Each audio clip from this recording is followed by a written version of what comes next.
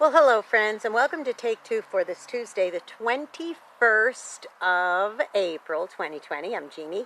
So glad you decided to come along for the ride today. Well, I'm sitting in my yard right now, my front yard actually, and I'm looking up at my roof. The reason why I'm looking up at my roof is because I was hoping that I can grab a quick view of a little woodpecker who's decided that our roof is a place that he'd like to hang out. Every morning just about we hear a tap tap tap tap tap, you know, that kind of loud riveter hammer kind of noise that they make up on the roof of our house. Now, he does this repeatedly for some time and then he stops. So now I guess it's a little bit later in the day, so I don't think I'm going to see him, but boy was he banging out there this morning.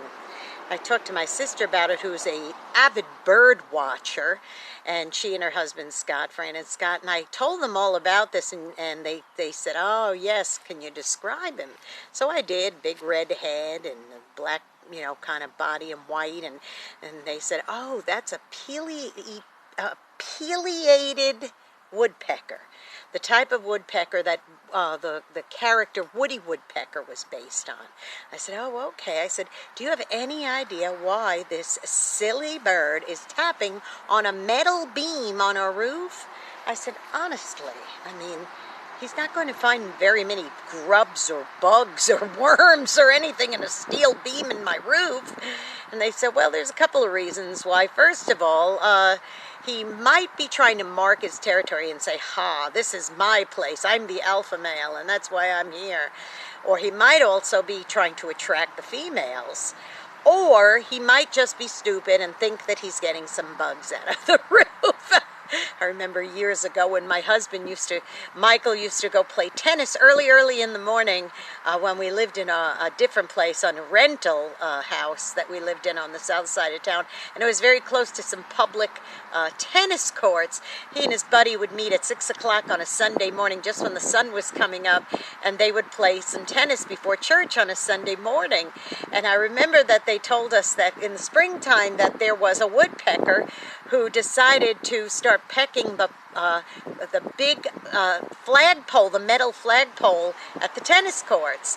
And they got such a kick out of it because it was like clockwork. He was there every Sunday morning just pecking away at this metal pole.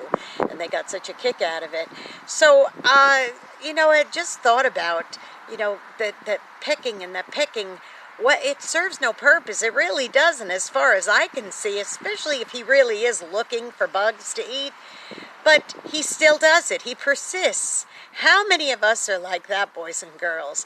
We just keep persisting at doing something that we really know probably isn't going to make any difference or do the trick, if you will.